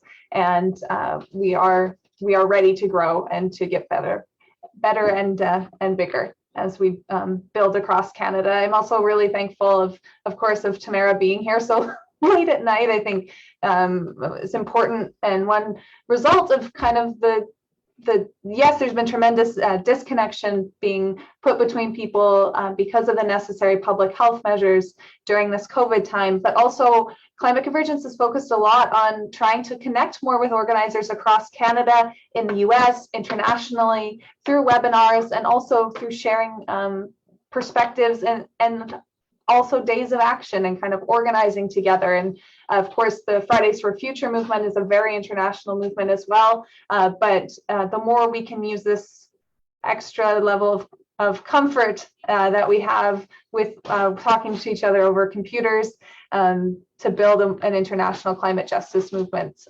the better off we will be, because of course, climate destruction isn't just in one country or one location. It impacts everyone, although it doesn't do so equally. So a question has come up actually for Tamara, and we'll do it as our final question before we do a wrap up. And of course, anyone could add their perspective too. The concrete part is Maury is wondering if there's any demonstrations or rallies yet planned for the No Fighter Jets Day of Action in the Vancouver Lower Mainland. We can also talk about that afterwards and hopefully get involved. But also Janine is wondering and saying, thank you, Tamara, for shedding much needed light on how huge of a polluter the military is, in addition to the dangers and destruction caused by war, occupation, and military actions. What resources can we follow to stay informed about military impacts on the environment? And how can we work to create more connection between the anti-war and climate action movement? Can you also speak to actions being done internationally to protest military climate polluters and how we can connect to these groups? So that's a lot of questions in one. Some of them are written in the Q&A if there's any sort of answers you have for us now. I'll just really quickly say, I'll share a resource with everybody. This is the Costs of War project at Brown University. They did a report in 2019 called Pentagon Fuel Use and the Climate Crisis. It's about 30 pages. It's excellent about the US military's use of fuel and carbon emissions. And so I bring that to everybody's attention as a really good starting point. And then just to tell you that we're trying to build an international group on arms militarism and climate justice. And so we've been meeting over Zoom, activists around the world who are really concerned about this issue. And we are going to be participating in some and presenting on the issue of military emissions and expenditures at the People's Summit in Glasgow during COP26, and you're able to watch those sessions online and to participate. So we are trying to do something. You know, we have limited resources, limited capacity, but we're trying, and we could really show a lot of leadership in this area in Canada if we can stop the fighter jets. So we need a new politics of climate peace and climate justice. Help us stop the fighter jets and show leadership for the world that we can demilitarize to decarbonize. Thanks.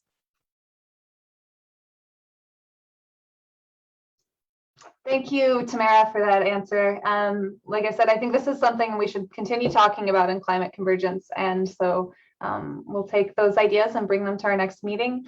I also wanted to share a bit of my perspective on this. I participated actually in a conference in Dublin against military bases. There were people from around the world, hundreds of people organizing against US military bases, often from the perspective of the gross amount of military pollution and impact on human rights in the areas where these bases were, talking about places like South Korea, like Japan, like Italy especially. But really the US has upwards of over 800, between 800 and 1,000 military bases around the world that produce a really uncalculable amount of pollution and destruction.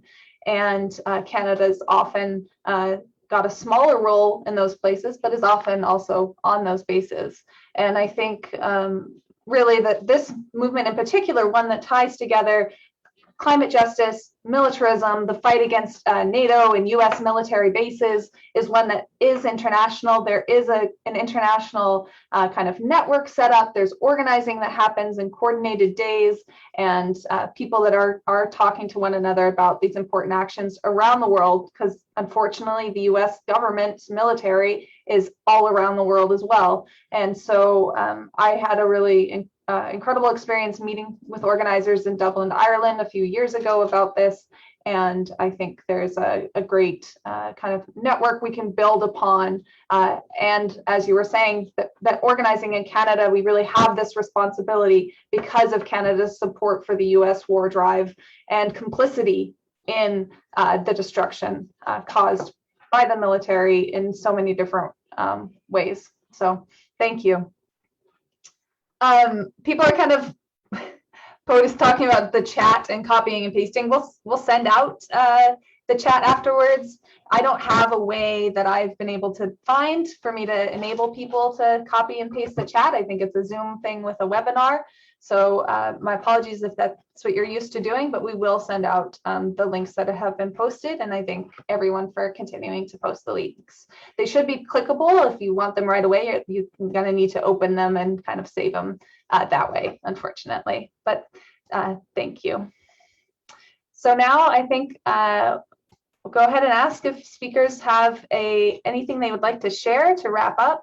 We'll probably go in the order in which people spoke. So we'll start with either Christine or Maureen. Are there any closing thoughts that you would like to share with everybody?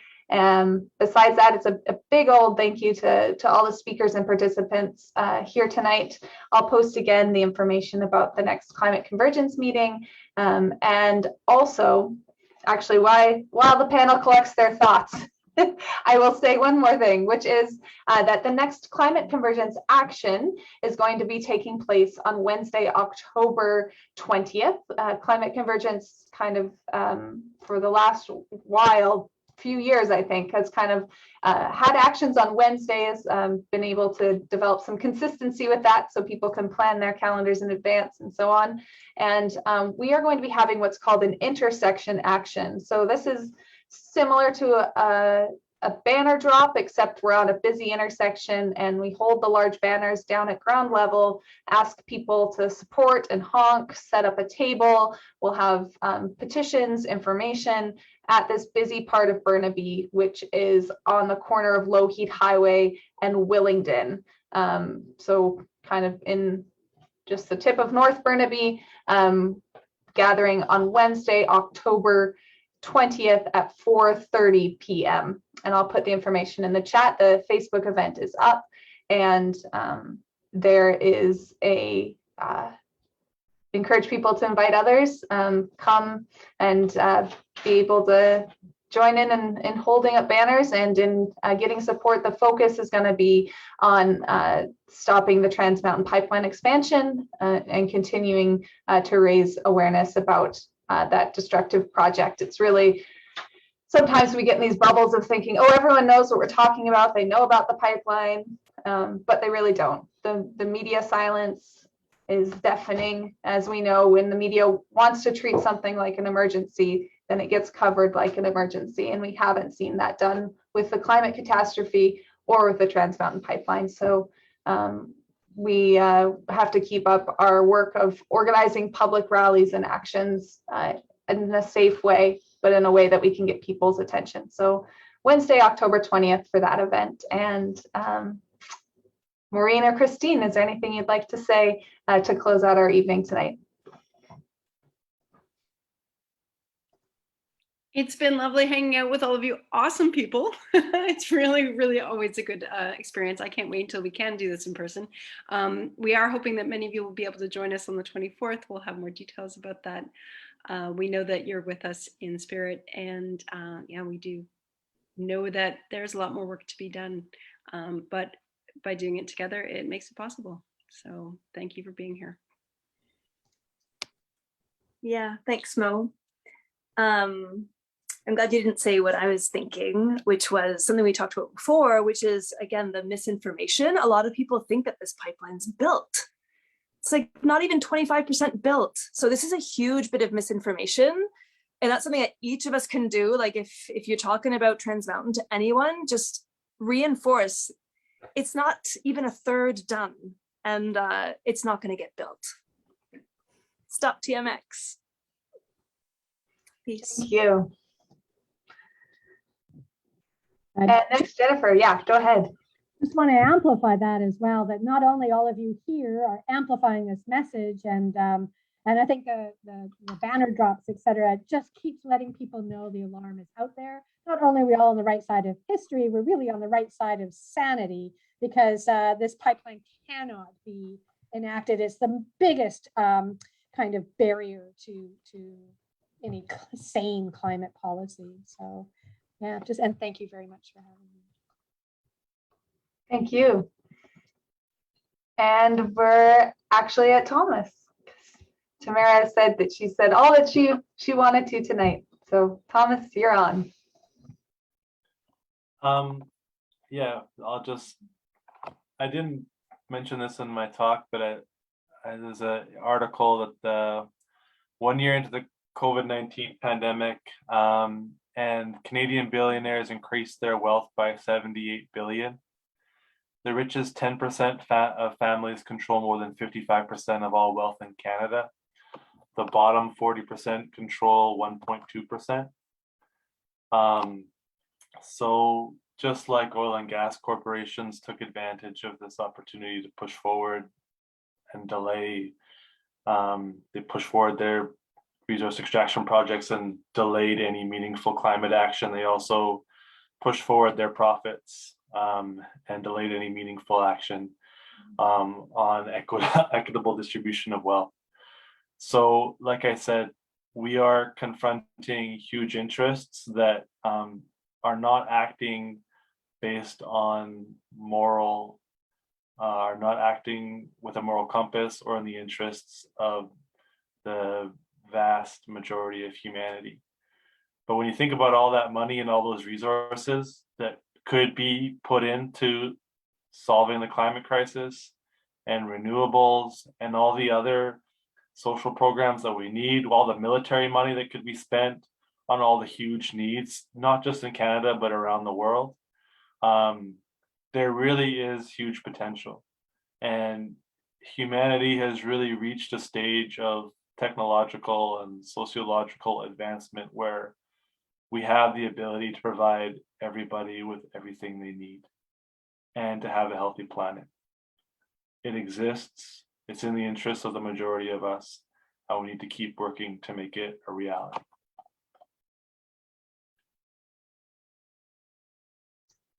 Excellent. Well, thank you again to all of our speakers spanning from mostly here on the West Coast, but all the way over to Ontario, where it's getting ever closer to midnight. It's really been an honor to spend our evening together to begin discussing these important issues, can actually continue our discussion, but knowing that it is our responsibility to build a stronger, a more united climate justice movement, and to work together at the same time to define what that means, and what that means when we say, how can this be possible unless we have system change and not climate change. So again, invite you to join the next meeting of Climate Convergence. Climateconvergence.ca is our website. I put it on gallery view so I can see everybody and just say say goodnight to you all. Really, that chat's been excellent and active, and really appreciative of everyone's time tonight. We will see you out in the streets or here on Zoom, and hopefully at our next mass movement, our next mass rally standing against climate change and against the Trans Mountain Pipeline expansion if you're here in the Lower Mainland. The intersection action is October 20th. I will fix wherever I said October 7th. It's definitely the 20th. Thanks, Jen, for the heads up. And we will talk to you soon. Good night. And let's work together to build the better, just, and sustainable world we all know is possible.